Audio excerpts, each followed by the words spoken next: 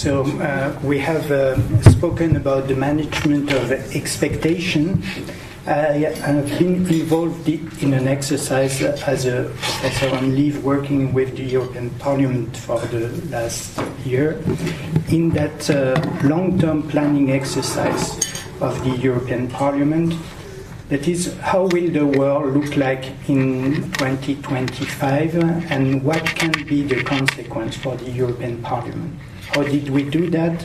We do that through a review, just a review of the most important book, most read book in academic literature about the future. What we could derive from the most read book today, many are English-speaking books. This is a bias, of course. Most read book in the academic literature on the future environment. And the report was in 5 parts. One was devoted to the future of the multi-tech context in which we operate. But the most interesting part in the report about the future of the Parliament in the context of the future of the media context was about expectation, and this was in the part related to the functioning of policy networks. The first conclusion of most academic books on the future of policy networks, and we know that this is the core of policy making in our modern, sophisticated democracy, is that the social media and the internet altogether are destabilizing the traditional multiplayer policy network. What is a policy network? It's a group of very diverse people that usually know themselves for some time because they interact in very different kind of format, and they contribute to preparing the policy making, they contribute to shape the policy making, and they contribute to implement it. And they're very stable, or more or less stable group that contribute to that, people that come both from policy, from the administration, from nation state, from international institution, and from the private sector. And this is the reality of policy making in Western democracy. With the social media, those systems that are quite close are coming under increased public pressure, with many new actors wishing to interact with those doing traditionally policy making in those policy networks. And this is being said by many political scientists on one side that said the development of the internet first and social media today is destabilizing social traditional policy making. But this is also said by the technology expert that witness how much attracted are people to those traditional cluster of decision making that were associated with policy making. So policy making is going to be changed. Policy making is being changed by increased public pressure through the internet, through the social media, on those that traditionally prepare, shape, and contribute to implement policies. And of course, this is a central message for the future of any parliament. Second piece of research that we found very interesting is that piece of research I extracted a table from for you, done by Hansen Society and the Pew Research Center on the expectations, on the expectation gap, more precisely, between citizens on one hand, and especially prime voters, those that vote for the first time, this is the table, and official of political institution, in this case the British Parliament, but the same study has been conducted in Canada, in Australia, and is being conducted with the French Parliament today by the same society, Hansen Group, and is delivering in those places quite similar results. the message of the table is very clear, is that the expectation gap is big between first-time voters that wish for participation and for direct involvement of their policymakers, including in the field, so seeing them in action in the field, that is an important part of the expectation, and official members of the parliament, high official of the administration of the parliament, peers, so people that usually interact with those kind of people that are still in traditional, procedural, and communication paradigm, that expect the new technology to accelerate, improve the procedure. So we have better lawmaking, we have better policy making, it goes quicker, it's more transparent, it's more fluid, more people can participate.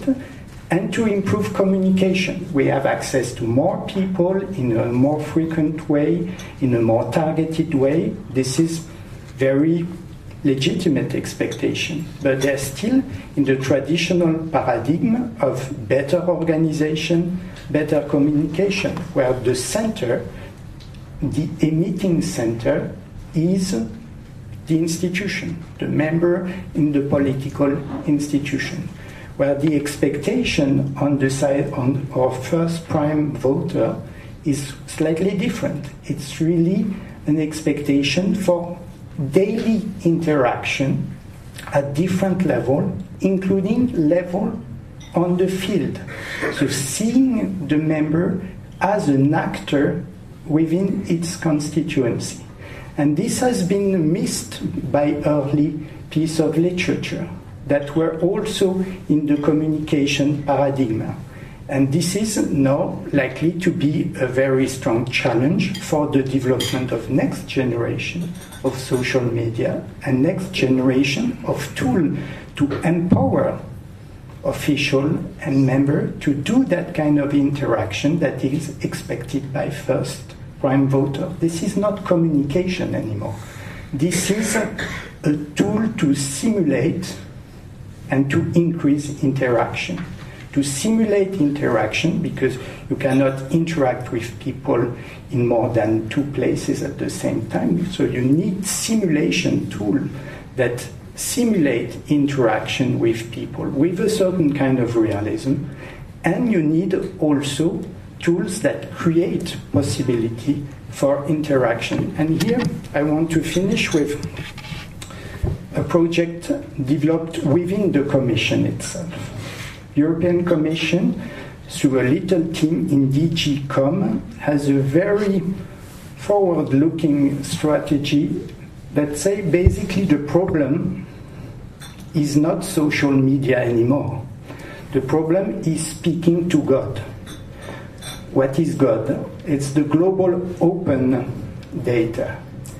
It's very important for everyone now to go beyond the traditional social media and to be able to be a legitimate, relevant actor for the global open source, global open data. So this means being able to be smart in data mining, in that huge bulk of knowledge, resource, question, potential for interaction. It's not easy.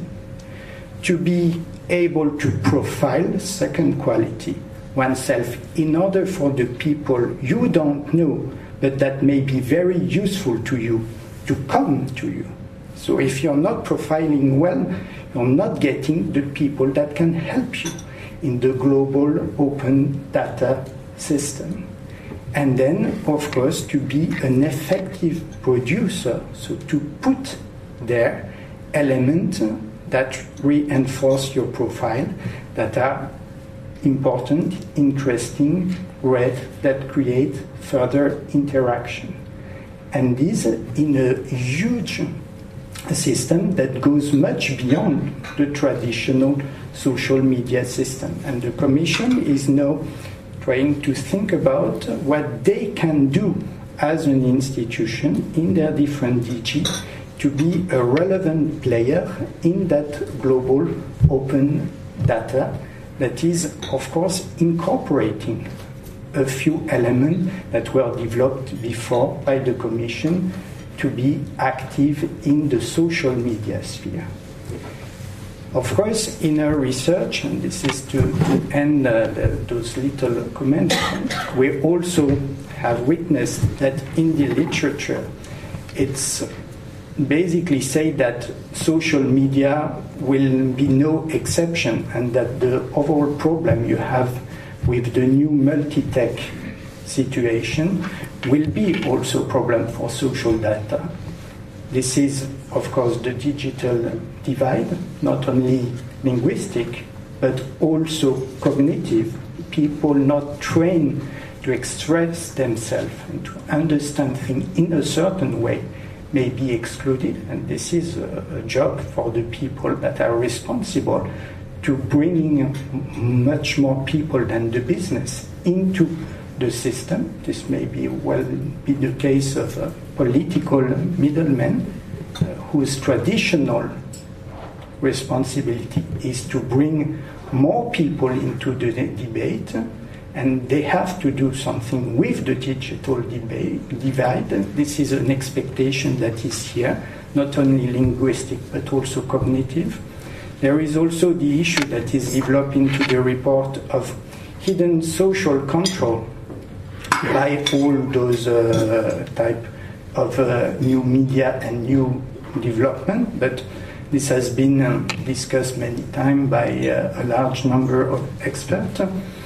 And third element that may fragilize for a while the system is that all the system is going to the cloud computing. This is obvious.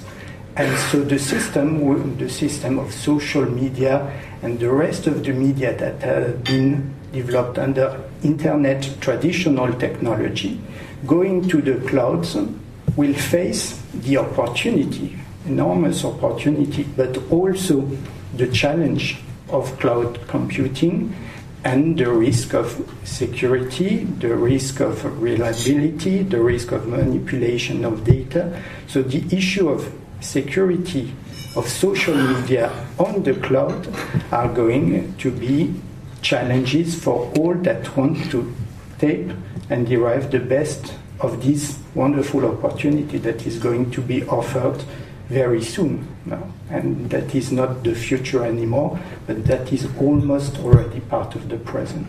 So those are just a few elements of what academic research in political science and in computer science media is leading to.